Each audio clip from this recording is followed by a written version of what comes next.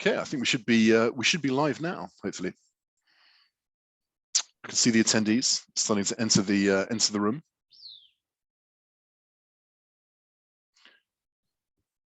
Welcome to all of those that are joining us right now. Thank you for joining our event, which is about shaping the right company culture, which is, I think, a theme that's pretty universal in terms of its application. Obviously, having a strong culture is something that's pretty integral to businesses of all kinds. And we're delighted to be hosting a panel discussion featuring 5 world-class executives from the internet and technology sector who have, over the course of their careers, helped to build and shape some of the leading companies in the sector. And for those of you who don't know me, I'm Peter Franks. I'm the founder of Neon River. We are a headhunting firm that really specializes in working with high growth internet, games and technology companies around the world and building out their senior management teams. And delighted to obviously have you all with us for the purpose of this event. Now, without further ado, I shall pass you over to the panel for introductions. And first of all, Alan Cairns, who is our moderator today. Thank you, Peter. Great introduction. I'm delighted to be here today. My name is Alan Cairns.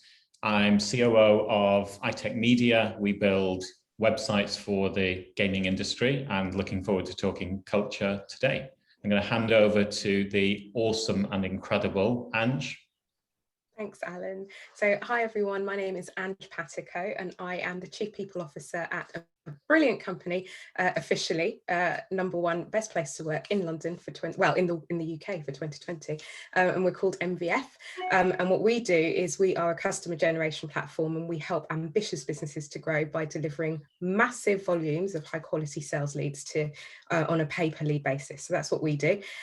25 years doing what I do, and I love it. I love people, I love coaching, and I love organizational growth. So more on that later. Without further ado, over to Kelly, who's she is a kindred spirit. So over to you, Dov.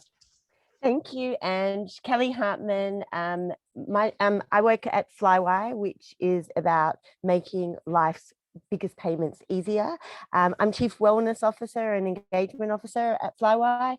Previously, I was CPO, so I've been doing this for also over 20 years. A big passion for wellness, coaching, psychology, and helping people at the moment through mental health and coaching. So, handing it over to Lorraine. Hi, I'm Lorraine Metcalf. I'm the CPO of Quantexa. Quantexa is an AI machine learning company, and effectively, in a box, what we do is we stop money laundering, but we also help companies in a different way from Angie's company, but we help companies understand who their customer is.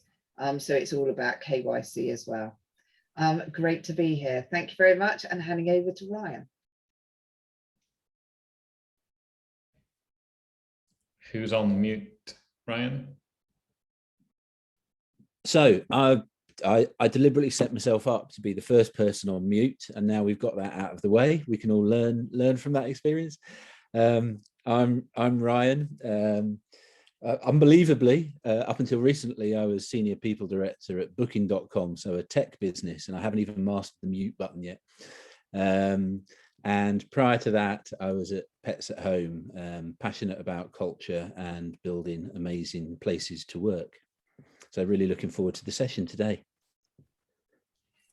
Well, introductions out of the way, and what an exciting panel that we have. I have the really easy job because I don't answer any of the questions, but I field them to these 4 amazing people. So I'm going to start off with the first question, and this is really about what culture actually means, because 4 different people might have 4 completely different interpretations of that. So let's go reverse order. So I'm going to go to Ryan because he's still not on mute, so that's all good. And Ryan, how would you define culture? For me, culture is like a secret sauce, a secret recipe that every organization has. And it's made up a load of ingredients, habits, icons, processes, structures, all that stuff, but it all mixes together to create this thing that binds a company together and kind of shows how it works and how it shows up to the world. That's awesome. Thank you. And should we move this on to Lorraine? We'll see if I can do my reverse alphabet now. Well done, Alan. So interestingly, I was thinking more of the analogy of a garden and how you plant your culture and how you nurture it and how it needs constant nurturing and you know, to help it grow. But isn't it interesting? We come up with these analogies. I think we could talk about culture, you know, for ages. I guess in a nutshell, what I would say is it's how we do things around here within an organization, and it therefore goes through everything that happens within a company day to day. Amazing. I love the gardening analogy as well. Kelly, why don't you tell us a little more about what it means to you? Yeah, for me, the culture is also it's the energy, it's a vibe, it's a feel, but it's really, as Lorraine and Ryan said, it's the way we behave, the way we act, the way we treat each other, the way we collaborate, not just with us, but with our community, with our clients, with our partners. And for me, it's you know, celebrating, you know, a culture is like, not everyone is the same too, you know, it's the way we behave, the way we treat each other, but it's the celebrating those differences. And also for me, it's a real sense of belonging. It's the way we respect and treat each other. And I think that's really important. It's not just words, it's, as Lorraine said, it's the action, it's a do, it's a behavior. Incredible. Ange, you have now the tough job of what else hasn't been talked about so far. What does it mean to you? I don't want to repeat anything that anyone said, so I'll probably say what culture isn't, if that's okay. And I don't, Nice. I think that culture is not static, so it never stands still. When you've got a company that operates with 10 people versus 50, 100, 200, I think culture is something that needs to be regularly reviewed and purposefully discussed at really significant moments within your business. And whether you choose to ignore it, attend to it, or neglect it, it's always going to be there. And so it's invisible, it's subconscious, it's intangible, but it definitely yields tangible results. So you ignore it at your peril, I think. So that would be my build. Wow, some incredible definitions there. And imagine putting all of those together. I think you've got probably the most comprehensive description of what culture is. We're looking for any questions from participants, but in the absence of that, I've literally got hundreds that we can just go through here. But any questions at all that you have on your mind, anything that you've heard so far that resonates, that you want to build on, please feel free to drop that into the chat. You just, I suppose, to be completely inclusive about this, quite happy if you drop a question into the chat. I'm happy to ask it on your behalf. You don't need to be live or spotlighted to do that, although some people will just love the opportunity to do that as well. Both are cool. So I'm going to start then with a question, and I'm going to pitch this one to Kelly first of all. So it's because I know she's going to have an awesome answer to this one. So Kelly, do you think that you can create a culture? Yes, I think, you know, I think the same as, you know, what Andrea was saying, that you can create, you have to be, I think you need to be intentional and purposeful, because it will just organically be created by itself, by the decisions, and as we said before, by your actions and behaviors, by you who bring in. I think you can't force a culture, but you can intentionally create expectations. I think it takes a lot of effort, and you know, I know you've got to put a lot of thought about it, and it's about the decisions you make, it's about the people you bring in and you hire into your organization. And again, diversity in terms of different types of thought leadership and backgrounds. You don't want everyone the same, but if you choose, for example, empathy, you know, as one of your core values, or one of ours is authenticity, then you make sure that you bring people in that are authentic, even though that can be different. So it's about also who you let go and who you know, not just, you know, bring in and reward and recognize. It's about making hard decisions too. And I think that's sometimes where, you know, some companies, you know, have a lot of difficulty, especially if they have this empathy and care for people. that doesn't go independently of letting go of someone that, you know, doesn't live up to your culture, that doesn't, you know, resonate in terms of their behaviors. So I think it is very intentional. I think it takes a lot of time and effort to get what you want, and you need a lot of discussions around it and make decisions right through all your processes and things that you do, and, you know, even the clients you bring on, you know, so it encompasses everything. That's awesome. Any other panelists like to wade in on that one as well, to share a thought? Yeah, I will, Alan. So, you know, I apologize to those who don't like analogies. I love pictures. So if you think about your garden, whether you tend to it or not, it will grow weeds. And your culture will grow weeds, not necessarily the prettiest ones if you don't. And I love Kelly's, I wrote that word down as well, intentional. I do think you need to be intentional about what you want your culture to be. What does it need to be? And to a degree, what is it going to be naturally? Because of, you know, I've got a number of founders in Quantexa, and they've worked together for years and years and years. So there will be some common themes that they're going to bring with them. But I think a bit like the culture, whether you intend to or not, it will grow, it will develop. It's whether you want it to develop in a certain way. And if you do, then I think you should tend it, you should design it, you should be very intentional about what that's going to look like for your company, your customers, your stakeholders, and your colleagues. I absolutely love the analogy, and I also love analogies. So thinking about gardens, you know, no garden is the same. Also, you can have a beautifully coiffed garden. You can have, you know, a kind of a wildflower garden. Both are still great. So I love the thinking there. I'm going to jump into some of the questions that are starting to come up in the chat and in the Q&A. So Julia from Dance in Berlin. Hi, Julia, and thank you for being the first person to ask a question. Love that. So her question is, at which stage in the company would you recommend putting words around what your company culture is? And when would you start deciding on your values? Ange, I wonder if you could give us some thinking on this, and then maybe Ryan, if you could add a little to that as well. Sure. And again, personal perspective, but I guess building on what Kelly said about intentionality, I think when a business is starting out, right at the start, I'd be thinking about it. It is part, for me, it's part of organizational design, which is about thinking about what you do as a business, how you organize your work around that. Why would we not talk about what we want our culture to be as part of that design?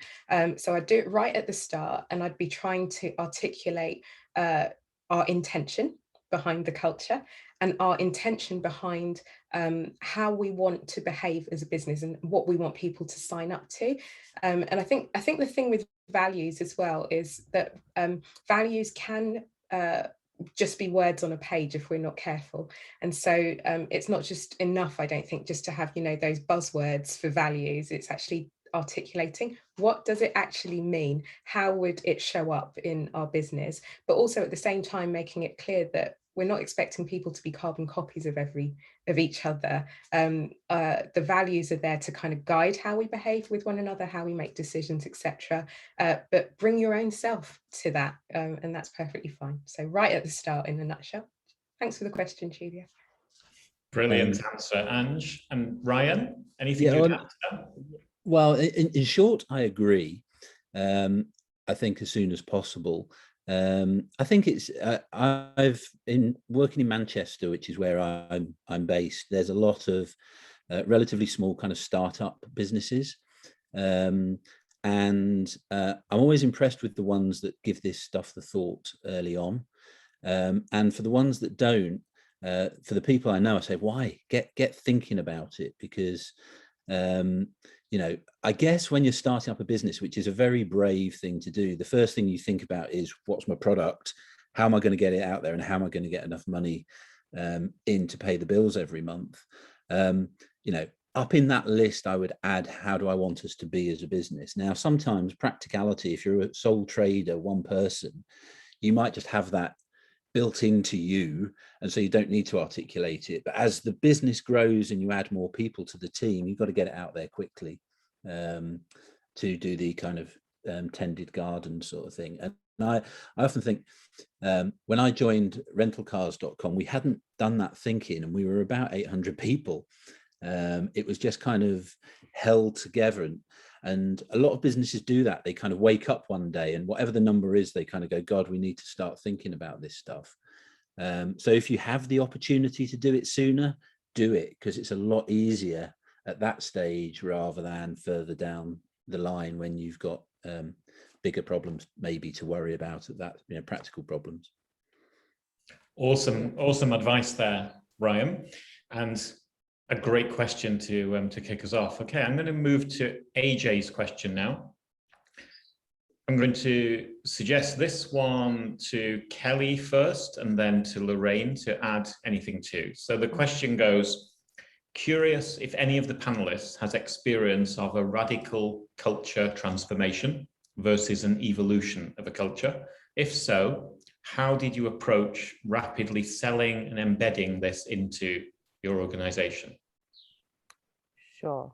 So I have experienced that in quite a few companies. So I'll be really honest, in one company, we had an engagement score, I think, of negative 60%. So I didn't even know there was a negative in there. So it was an easy sell because of the culture was so bad. So we had very bad attrition and very bad NPS for customers. So first of all, I would understand why you're trying to transform it. Like, what is it impacting the business? Is it impacting I'm sure if it's a transformation, not always, but there's something not working, right? Like, why do you need to transfer it? So first of all, the sell would be trying to understand and get evidence and facts around it. I had easy ones because it was showing us in our engagement, in sickness, in cases in terms of people leaving. So first of all, have that, and that's an easy sell. So get people involved and make sure that you've got people in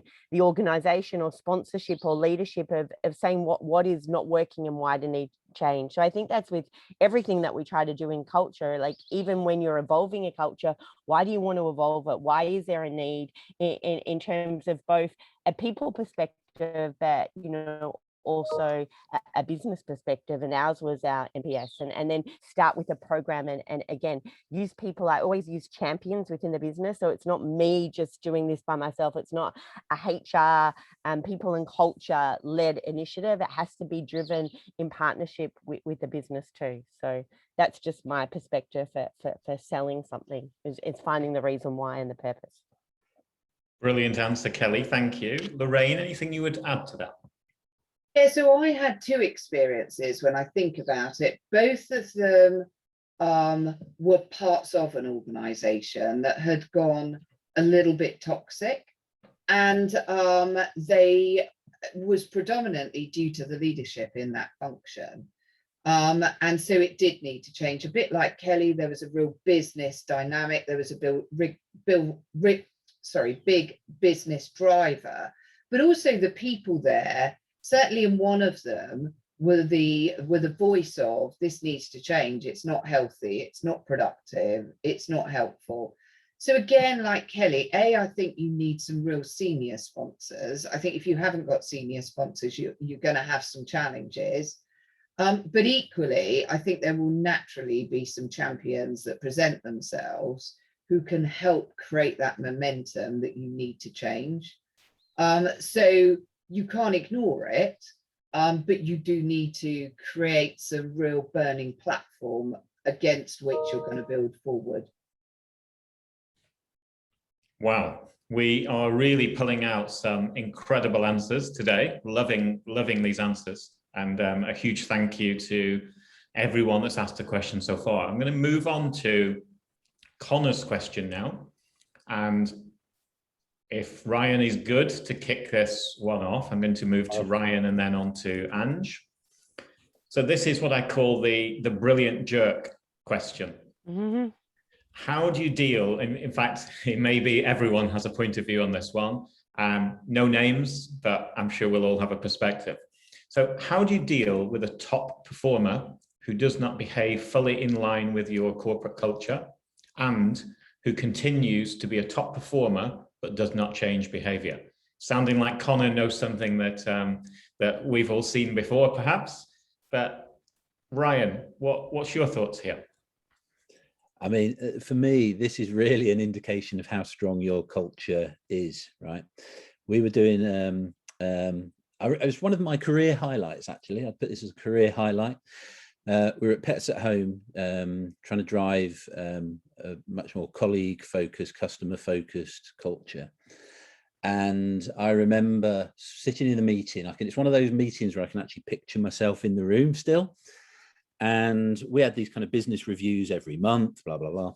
And we got to a stage where there was a store manager who absolutely knocked it out of the park in terms of commercial KPIs all the time, top, but left a trail of destruction in his wake. And I remember sitting in this meeting, and one of the ops directors, can't remember specifically who, he said, we've got to deal with this now. This has gone beyond. And at that moment, I knew we'd created something and created a culture that was strong, because it's when the how becomes as important as the what that you know you've got something. So the answer to the question, Connor, is for me, it's you deal with it and you deal with that individual, and they either correct their behaviors or they don't, and they find something else which is probably better for them and for the organization. But unfortunately, a lot of companies don't do that and shy away from that. And that's really a measure of what's important. And that is an indicator in itself of the culture of that business. So I think it's a problem. Well, I know it's a problem that we've all in this panel come across. But that was a real success moment for me in Pets at Home when we had that conversation, and I just thought, yes, so we've got it now. We've got it. And from that moment on, that was kind of part of the ongoing review and process. That's amazing, right? Thank you. Ange, anything you would add to that? Yeah, I think I was reminded about what Lorraine said at the very start when she was describing culture as the way we do things around here. And I guess there are some tangible things. And the example for me at MVF, we hire people not for their skill, but for their values.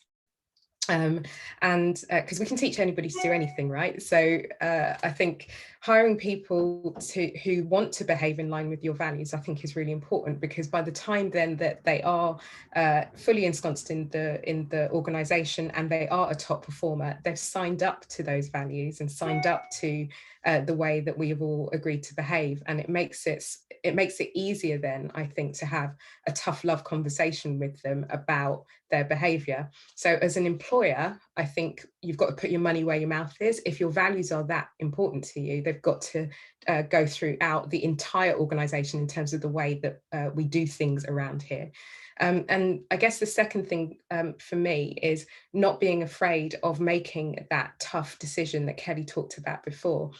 Sometimes businesses are afraid to say goodbye to top performers because they are great at delivering results.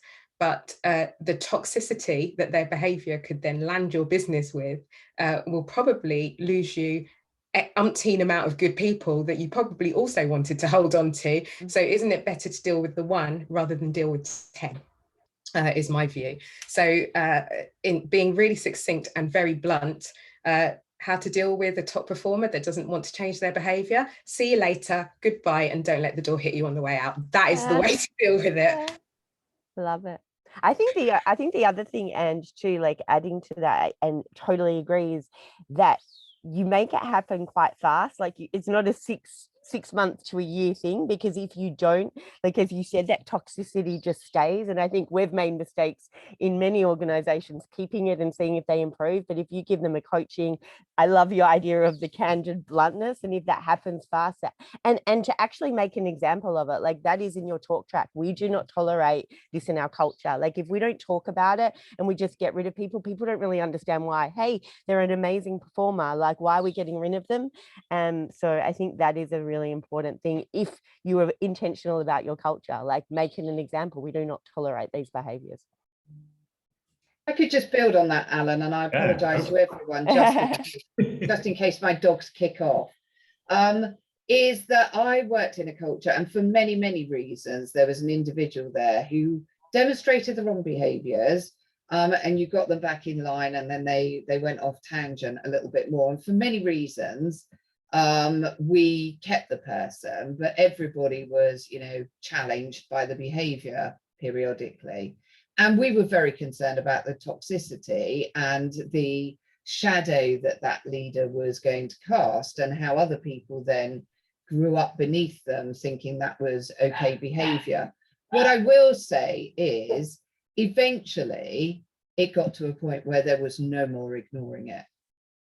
And I do think sometimes timing is right. Had we addressed it earlier, I'm not sure. It wasn't toxic behavior. So I think there is, on that spectrum, where is it? It wasn't that. It just wasn't fully aligned and could go off course periodically. But I think when we did address it, everybody was on board with that. Had we addressed it potentially earlier, I'm not sure everybody would have recognized the fallout that could have been created. So I think it, I hate this word, but it does depend on how off course that behavior is and how toxic it is. Fascinating answer, Lorraine. I love that one. Thank you. It's Sorry, obviously something that everyone feels really strongly about.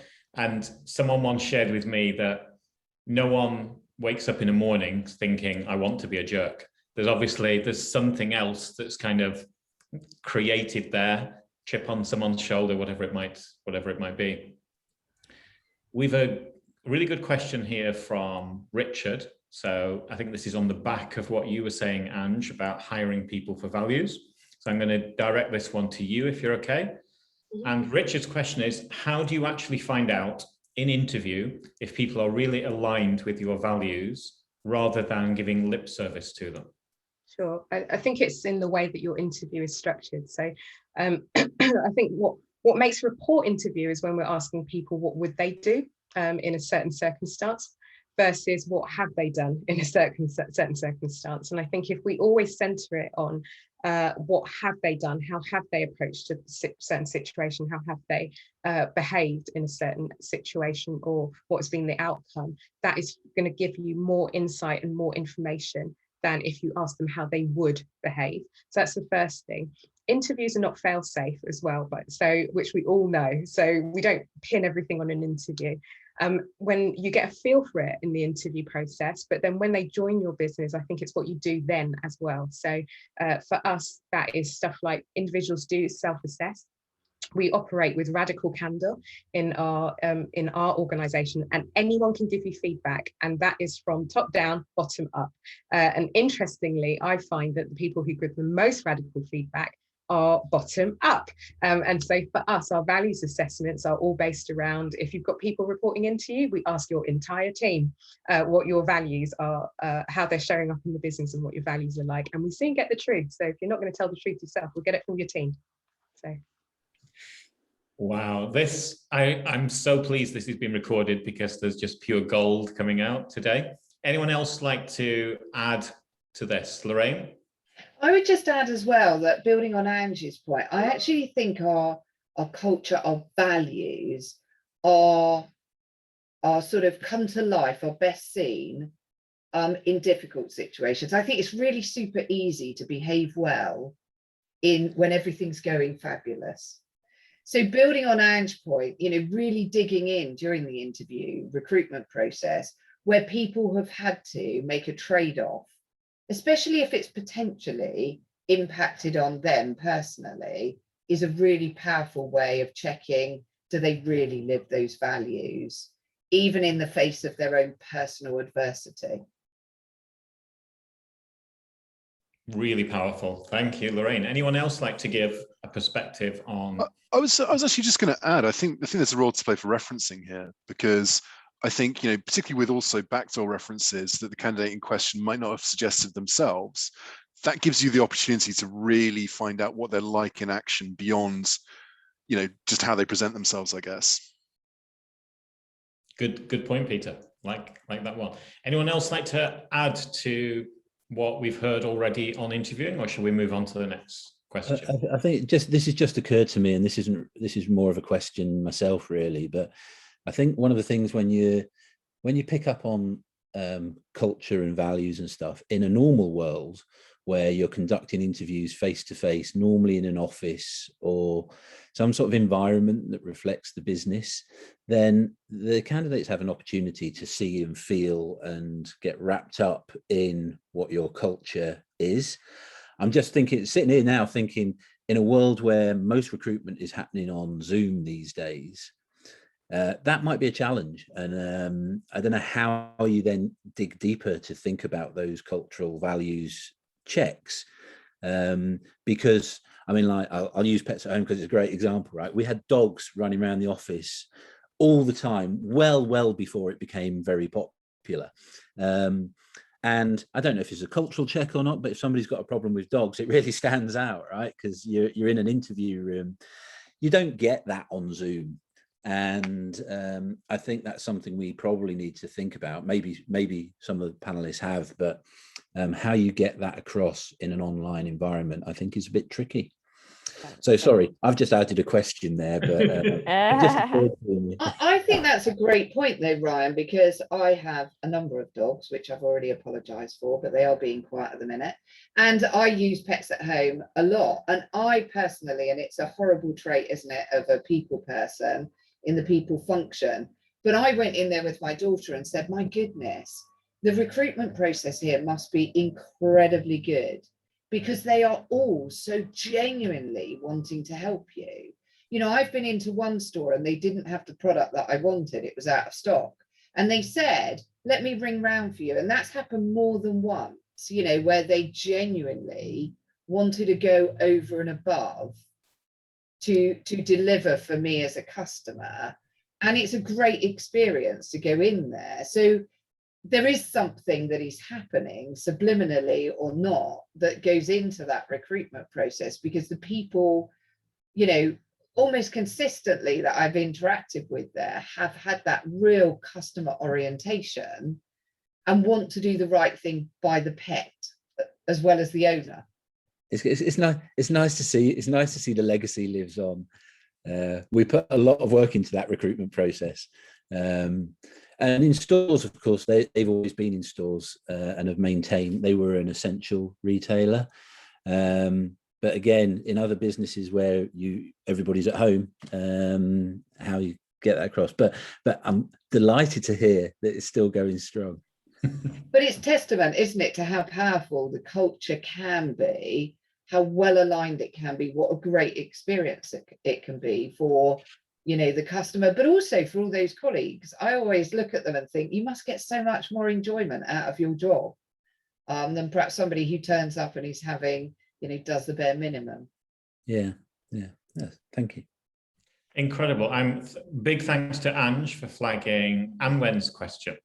So Anwen asked the question, is it possible to have a consistent culture across the organization, and is it necessary? And maybe Kelly, you could kick us off on this one. Sure.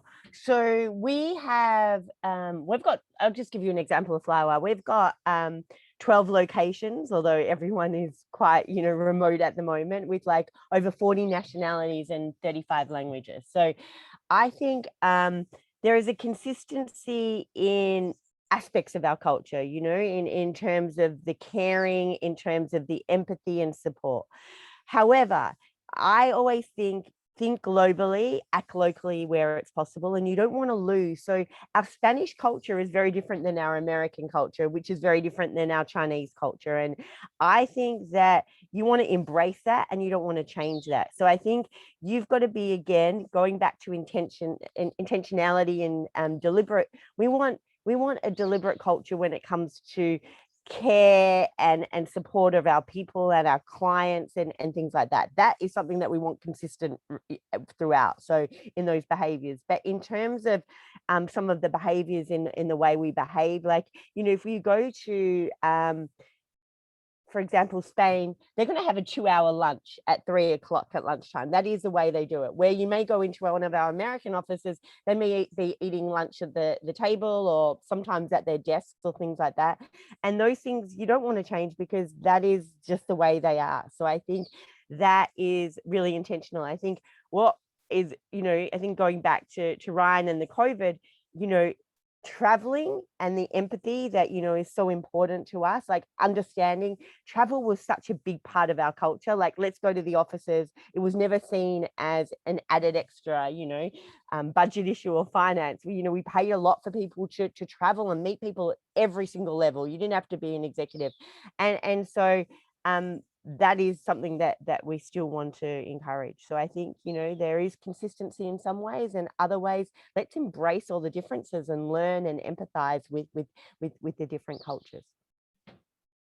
Great answer, Kelly. Anyone else like to add to that answer? I think just one point to build on what Kelly said, that I think embracing difference can be part of your consistent culture, and it's what could make the difference to your business commercially as well, because without difference, you have no diversity of thought. You don't have any different backgrounds for people. You don't all want to be carbon copies of the same and the same. So I think I totally agree in terms of there are aspects that can be consistent in your culture, but maybe if there are aspects that are different, think about how you incorporate them and make them part of that consistency.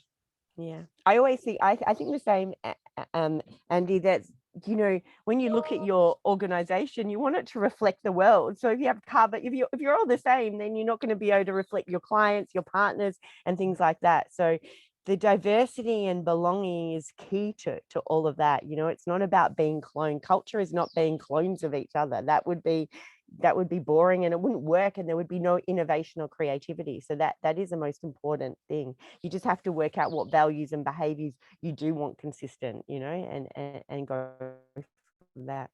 I love that, Ange. I also wonder, Alan, whether, sorry to labour this, but the analogy of the garden, in a hot climate, it's going to grow different flowers, isn't it? Different flowers are going to flourish and survive.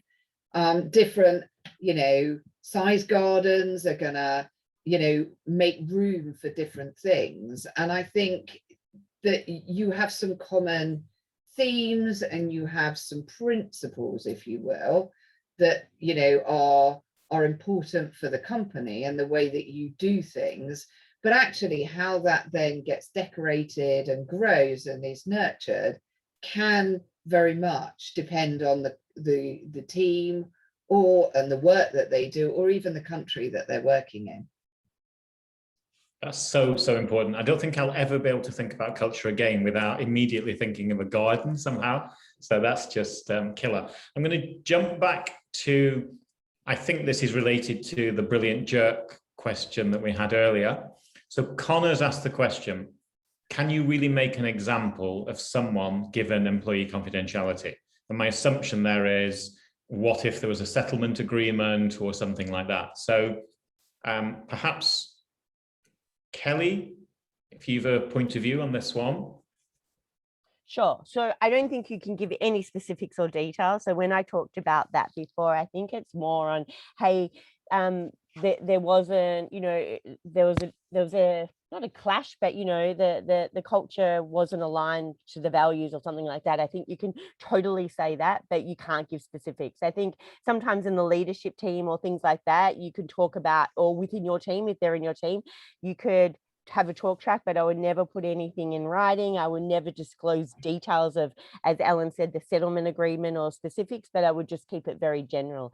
And I think most people know anyway, but making sure we're making decisions and keep reiterating that we're making decisions based on behaviors, you know. I think for, you know, us at Flywire, like, you know, Mike and I used to always speak about it. We didn't want that person to have the talk track, because then they have their own talk track, and they, you know, they can create anything. And I think it's very important that we lead the way in the talk track, but make it very general, make it very respectful. Like, you know, you're not dishing anyone out. You're just saying, hey, that there was just not an alignment. You know, we continue to, you know, support our values of, you know, collaboration or whatever, you know. So I hope that makes sense. Great answer. Anyone? Well, I don't know if it's helpful. Go on, sorry, Ryan. Yeah, no, so slightly different end of the scale, really. But at Booking, we produced, I think it may be twice a year, but definitely at least annually, a compliance report. Now, this is very big company kind of style, right? But actually, in that report, we gave anonymized examples of people who, you know, things that had happened, and then people that had left the business. Now, because of the scale of the business, this wouldn't work for everybody, but because of the scale, we could give examples that were anonymized, and there was no way on earth, unless you were absolutely, you know, sort of close partner with that person, that they would have known. But what you're saying very publicly is, here's what is not acceptable, and here's what we've done about it. And we would publish stats as well about, you know, people who've made complaints to the employee hotline, and then the number of cases that were resolved, number of dismissals, etc., etc. So you can create a narrative about what is acceptable and what isn't, without, you know, putting their name on a notice board and saying nani nani nana. Great answer, Ryan. Thank you for that. Anyone else like to add to that, or shall I move to the next question? All good.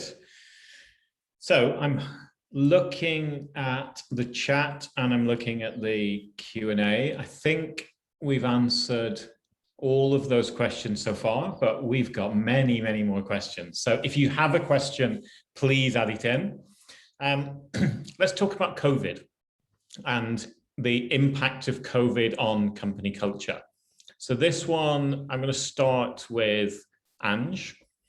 And the question is, COVID has impacted every business, but what impact has it had on your culture?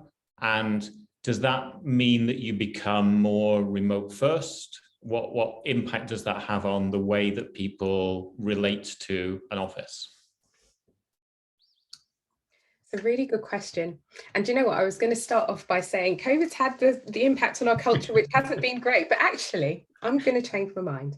I think COVID has been many things and there have been many not great things about COVID. But I think one of the things that we have learned about our culture is how resilient it is. And the fact that the work that we put into making our culture great and having a really solid kind of way of collaborating in our business, speaking to people, communicating, and just a way of being with each other, that has helped us immensely through this period. And had we not been intentional about the way that we went about building that, I think we would be in a very different place to where we are now. So that comes back to the point that we made really early on about being intentional. It's at times like this, when you have crisis moments, that you find out how strong your culture really is. And that's what we have found. So we've got great resilience. And the second thing is, which is the not so nice thing, is I think in this season, it has shown us that for us as a business, and this might not apply to everybody, it's just for MVF, we like to be together in order to get great innovation and collaboration, and having that face-to-face time. We've coined a term for it now, which is high connection. It doesn't have to be, it's not about touching people, it's just about being together, and having that high connection time is really important to our culture. So we are not going to be fully remote. We are going to be hybrid.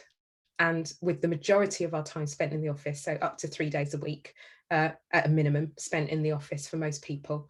But then there are groups of people or roles that can spend more time remotely because it just works for how they work. So good things for us that we've learned, but also some things that we know are really important that COVID has kind of paid pause to for the time being, but we're coming back from it. I know, knowing you as well as I do, Ange, I know you're coming back. Yeah. Thank you. Great answer to the question. Kelly, we've talked before about the impact of COVID. Sure. Your thoughts? I'm with Ange. Like, I think there's been really positive things that have come out of it, but also, you know, I mentioned before, like, our travel was a key thing. You know, people wanted to join Flywire because they get to travel the world, and a lot of people, it was their first time being overseas and living. There was a lot of mobility assignments, so people love being together. We got around that a bit because we implemented fly villas. So we have villas like in Israel, Romania, and we have people COVID tested, and they get to work together for 2 weeks and can come in and out in different regions. So that was one.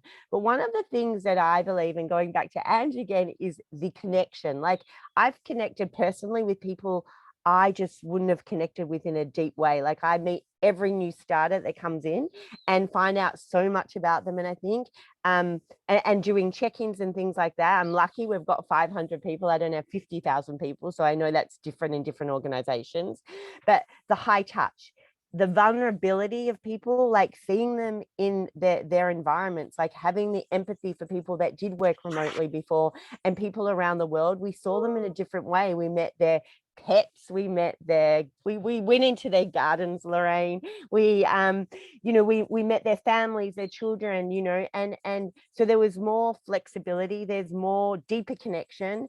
And you know, we are not going back to fully remote or, you know, or in the office. I think it's going to be flexibility because it's an understanding that people work in different ways. People thrive in different environments. Some people are much better in the office, but why can't we just get together like at a fly villa or meet every month rather than having to come in the office?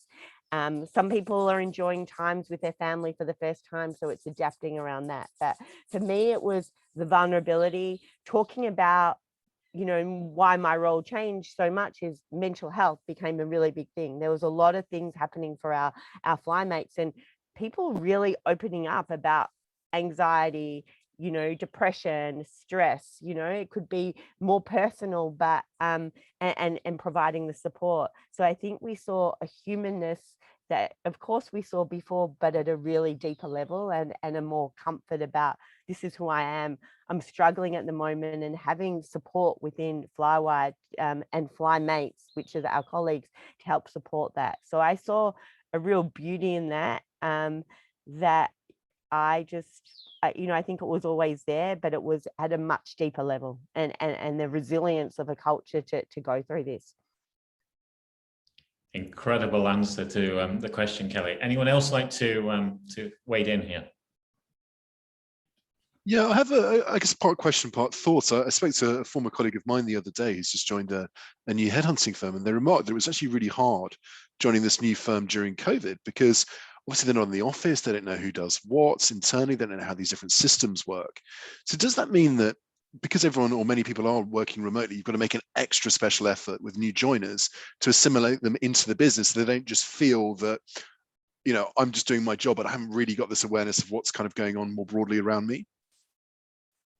Great question, Peter. I was gonna say on the back of your question there, Alan, we saw a great many benefits, intentional benefits as a result of COVID. So we're very global, but we have the majority of our people in the UK, which is our HQ. And I think it leveled that playing field for a lot of people, because when we do a lot of our interactions, they're online. And as long as we are conscious of different time zones, in actual fact, it doesn't really matter where in the world people are. We were very flexible about people going and working, because I've got a lot of international people working in different offices. So we were very intentional about allowing people to work in other countries. And it gave the people function a real burning platform. So to your point, Peter, you know, we really ramped up and made the onboarding much more impactful. We really got into the nuts and bolts as to how the onboarding occurred. We made teams much more accountable for how do they help people think about, you know, their touch points, their interactions, how they introduce people, what the handoffs are. So it really made us actually focus on our onboarding and make it a much more powerful experience. I think the interesting challenge will actually be going forward, right? Because we did similar. We pivoted very quickly our kind of like huge day event thing that we ran for everybody in the business, and we put it online, and it got really good feedback. The challenge will be when we've got a mixed world, and some people are physically going back and some aren't. And to be honest, it's my biggest worry in terms of hybrid. I mean, I think we've learned a lot through COVID about kind of creating these, online can work and you can be just as successful. So I think it's a real shot in the arm for flexibility that we desperately needed. But at the same time, in a mixed world where some people are in and some people are out, it's going to give us different challenges. And I think that's one of the things most of us in the profession will need to think about somehow in terms of how we do that. I've already had my first experience of being the one on the wall in an interview scenario, interviewing somebody else. And I came away thinking, you know what, if I bumped into her tomorrow, I wouldn't recognize her because the video was that rubbish and all that. And it's stuff like that we're going to have to overcome going forward. Great answer, Ryan. The subtotal of everything we're learning today. Imagine just sitting through all of this already. You've got the real bones and gold of how to build an amazing culture, how to hire people, how to retain them, what to do in COVID. There's some real great questions so far. I'm looking in the chat, I'm not seeing any more, and I'm conscious we're coming closer to closing. So what I'm going to do is pose a question, the same one to each panelist, and that really is your top tips. So if you want to create an impactful and intentional and authentic culture, a great garden, Lorraine, then what are your top tips? What are the 1, 2, 3 things that you would recommend to everyone that's on this call and everyone that might listen to this later? What are the things that you think this is so, so important, your most important things? And I'm going to start with Lorraine this time around. Thank you, Alan. So I would say, I think this intentional word that we've talked about a lot is incredibly important. I think that zooming out and thinking, what does that design look like? What are you trying to achieve before you jump into the minutiae detail? And I think that's very difficult, especially for startup scale-up companies to do, because in actual fact, you know, some of what makes the incumbents in those groups great is the fact that they can get stuff done. Whereas actually it's pausing and thinking about what does this design really look like? What are we trying to create and how can we do that intentionally? I think never give up.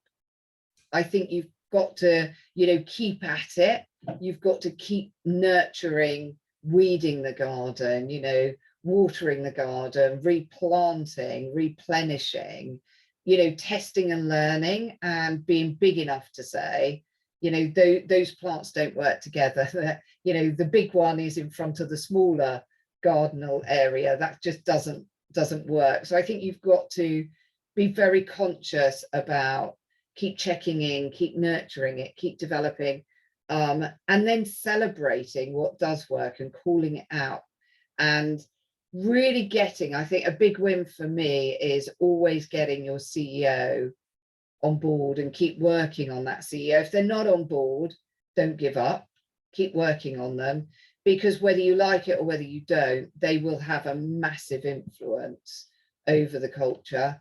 And you're kidding yourself if you don't think that they need to be, really front and center of what you're working on. And if they don't get it, just keep explaining it, keep giving them examples, keep bringing it to life for them, keep walking them around the garden and showing them the beauty of when you get it right, so that they really can feel it and see it. I've got a great CEO. He's definitely people first.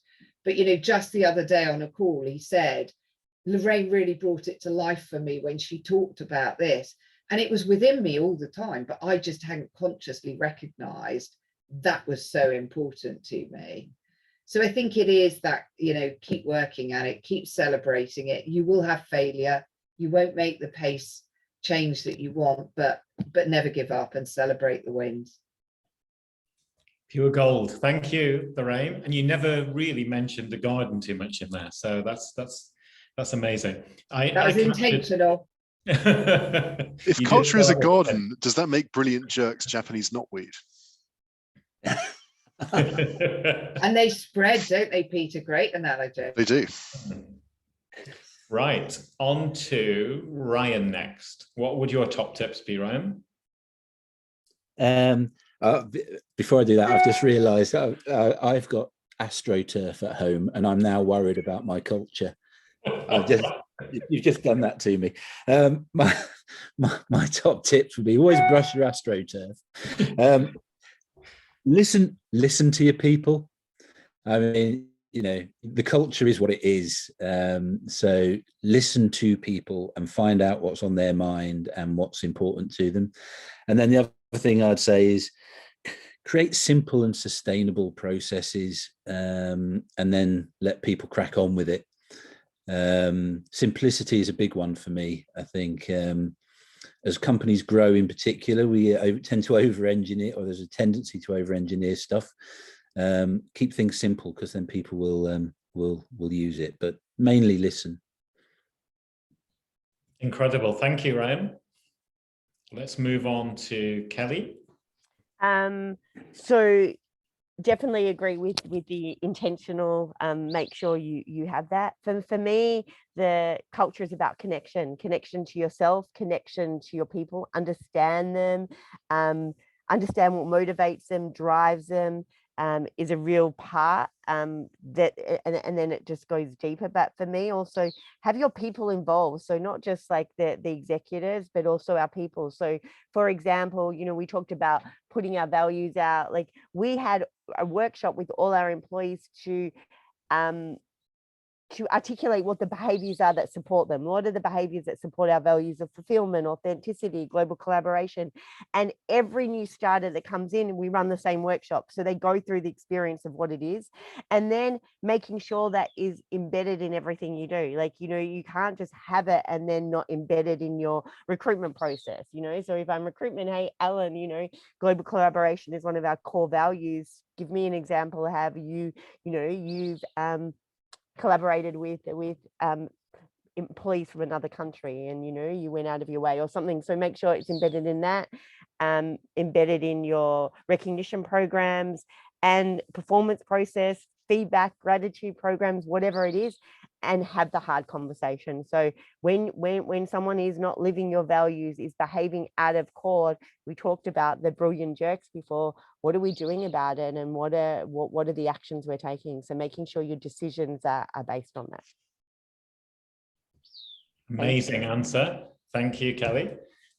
I think we should also flag that when we started this, it was 6 a.m. where you are, Kelly. So a huge thank you for being so articulate at this time in the morning. I don't think I would. Okay, moving on to Ange. What would you recommend to people, Ange? I guess three things from me. Everyone has said being intentional, and I completely agree. I think intentional about your culture, the design of it, and how often you revisit it is really important.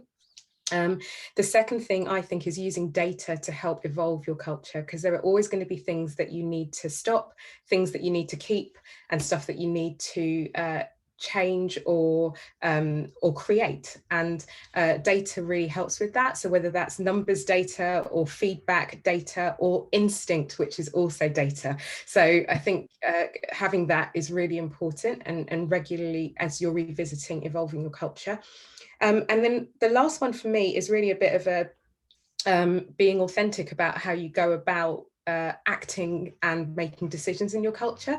So having taken the time to be intentional, believe what you have created, believe in it, say things that align to your culture, and then do things that align to the culture that you want to create. If any of those three things, believe, say, do, are out of kilter, then it just makes us a hypocrite as leaders. And I don't want to be a hypocrite. So having signed up to a culture, I'll believe, say, and do.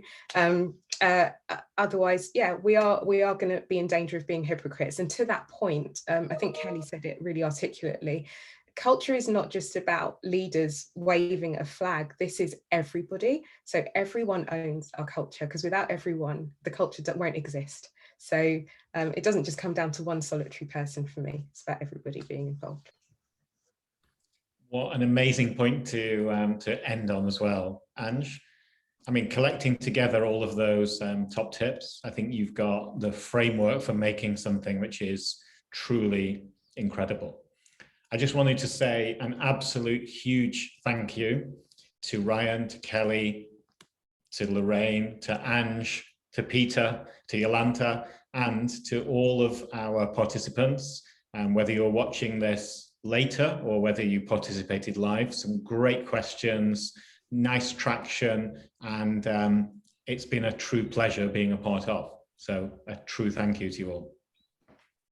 Indeed, yeah. Thank you, Alan, for hosting the event. So thanks to all the audience for submitting some great questions as well. I think it's been an extremely informative discussion, and I will send all the attendees. I'm going to hopefully try and host this recording online, probably on YouTube, and I look forward to sending all the attendees a follow-up with the details in case they want to watch it back. Amazing. Thank you, everyone. See you soon. Indeed.